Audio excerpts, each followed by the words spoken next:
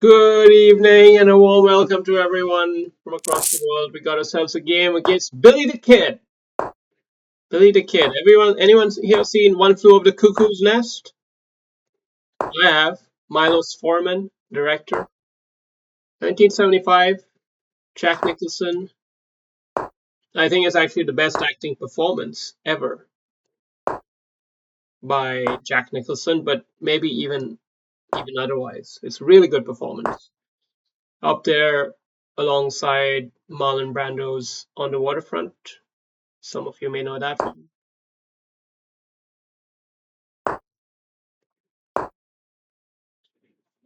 Uh, but yeah, it's been a while since I made a video. Now I'm gonna just have a good game, a good quiet game, and get back to playing with Billy the Kid. Billy the Kid was one of the patients in the ward. He was like a young guy. He had a bit of a stutter, and well, he, he was an endearing character in his own way, but he was troubled as well, a troubled man. What a troubled young boy, as Buzz would say.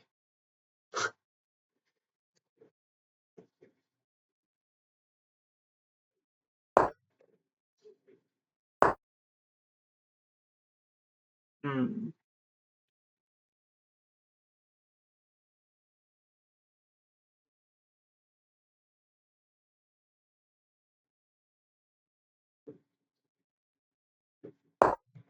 Feels like the pressure is starting to pile up a little bit. Opening this up will open up the floodgates for Proximo here to come in, wouldn't it? So I probably shouldn't do that.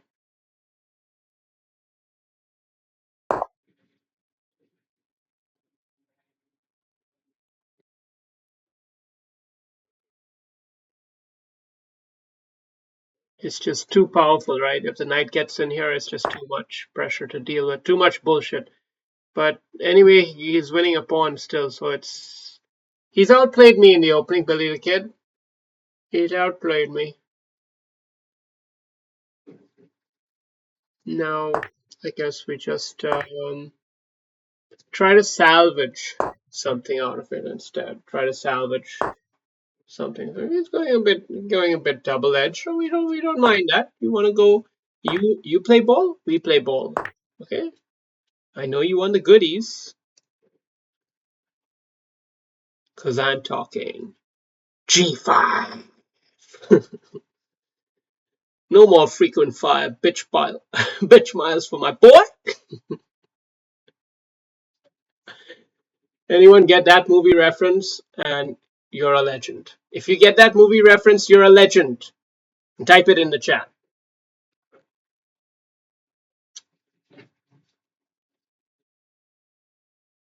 It's not a live stream. Yeah, I know. I know it's not a live stream, and that's not the point, idiot. Never mind. You wouldn't get it. You wouldn't get it. All right. So we have a fairly solid setup, I would say. Somehow he got a bit too spicy for his own good, I would reckon. I reckon that. And therefore we have ourselves a interesting position, and this is pretty good understanding of the game, maybe, that he's allowing me to double his pawns here because maybe he feels that structure is manageable. Hmm, it's debatable, at least.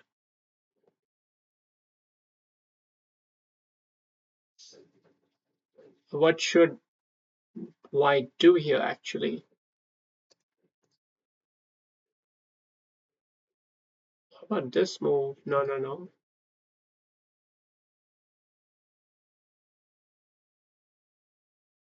Rook here puts pressure. It feels correct, but I don't actually see a follow-up, to be honest.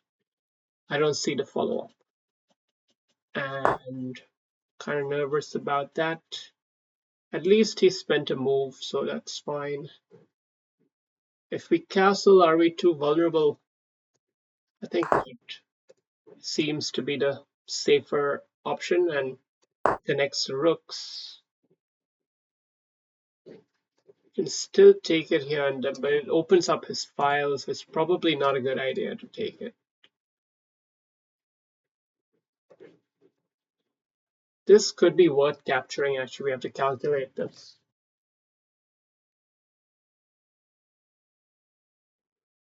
Yeah, I'm somehow feeling like it should be a good idea to take it with the rook. I haven't fully calculated it, I grant you that much, but I've been around the block enough few times to know when to smell an opportunity for a exchange sac, which is what this was. But let's try to get the follow-up right. Let's try at least.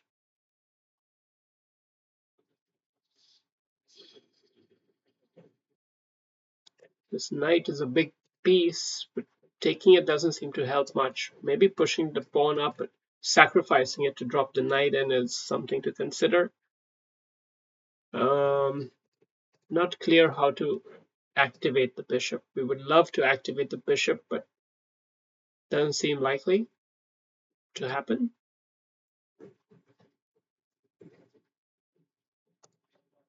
So maybe instead you could activate the knight, but it's a aggressive move because you're sacrificing material, and if it doesn't work out, it's going to backfire big time. So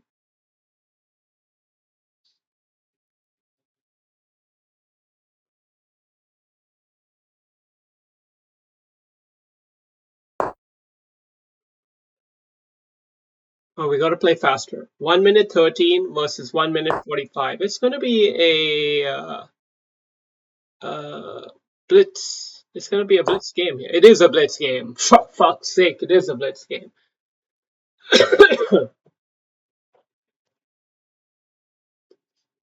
We're going to continue with our exchange. We're down on material, but we somehow have so much confidence in our bishop pair and this structure here that we were willing to even do that. And I think we are going to be putting a lot of pressure on some weak spots here. And the knight. Okay. Well, this way he might.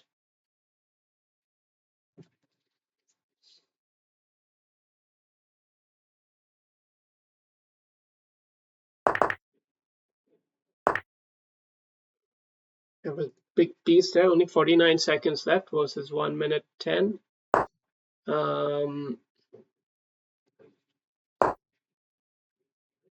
Just tickling him along.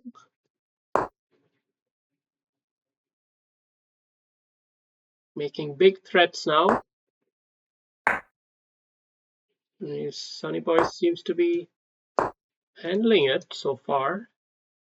Oh, did I have a check there? Oh no, I missed a checkmate. Fuck me, man. Fuck me. Okay, let's just hold the material balance. Try to handle the pressure of this game. Now you can see it's going to go down to the wire. And we're just going to handle the pressure. Okay. Okay, we've got a big center here. Big center is going to put big pressure on this guy. Big pressure, baby. That's what we want to do. That's what we want to do. Put big pressure. We got to be patient. We got to be patient. Let's tempt him. Let's tempt him to do this shit move. Let's tempt him to do a shit move. He's tempted. This is a nice one. Boom. Big move there. Let's just seal it steady.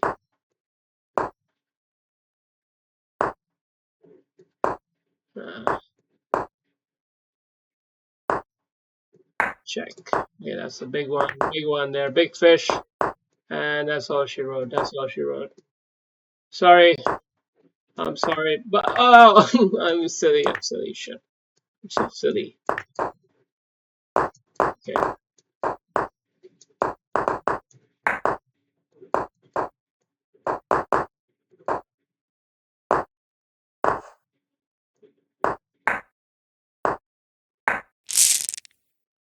All right, good game. Billy the Kid. Billy the Kid, what a game. Let's have a quick review. 80, no, 73%. Not a good showing, maybe, on paper, but in principle, I think we did all right. Okay, let's have a look.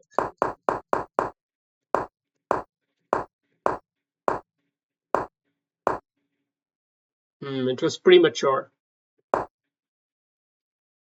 So was that. And this was the wrong idea. I should have just captured it.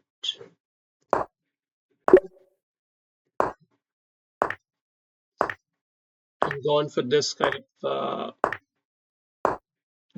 imbalance. Very interesting. F4 came with so much pressure. I was really feeling the heat here in this point of the game, and he definitely had the edge on me, and we were both making average moves. So he tried to get a bit too saucy here. He tried to get a bit too saucy, and that totally turned the tables on him. He didn't need to do that. He was doing so well. Why did he get saucy when he didn't need to? This was too much spice. Too much spice for his own good. And it totally backfired. But there's still plenty of work to be done. White is maybe marginally ahead, but there's still plenty of work left to be done. And then we did the exchange sack. Okay, it was a blunder, apparently, but there was something good about it. And actually taking back with the queen would have been better. But what happens after bishop h6 here? We even play that. Then queen f6. So we would resume the balance of the position in terms of material, but it's favorable for black. So the moral of the story is this exchange sack was not good, because even if I take this rook and this bishop off for his bishop and his rook, it helps him. It helps him because I've only got 3 attacking pieces at the moment, and 2 of them would get diluted away right there. And then my queen's just left hanging around doing nothing.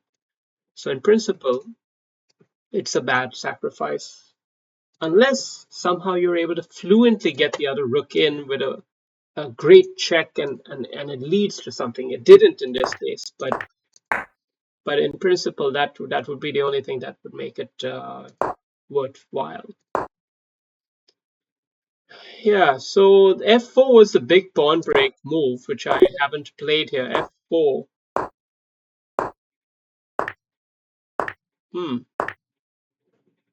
F4, the move which is basically tempting him to capture. And if he does capture, then you get e5. And that comes with tremendous tempo. And you can follow it up even with d6, or I would reckon even bishop here looks very scary. But yeah, that's why. Okay. So the game is still fairly even. White holding a small edge, and now black bailing out for a trade here. And I take the trade, but I make a little misstep, and he makes a misstep too. And now we just got too much pressure here. Now with the bishop coming in and the rook coming in, didn't I just have a kind of mate there? What happens with rook check? Rook check, isn't it? It's mate. Yeah, I had a mate. I missed it. Anyway, it didn't matter in the end, right? Isn't that right, Doc? Okay. So yeah, it required a workman-like effort to see it all the way through, but anyway. Right. Good game, thank you.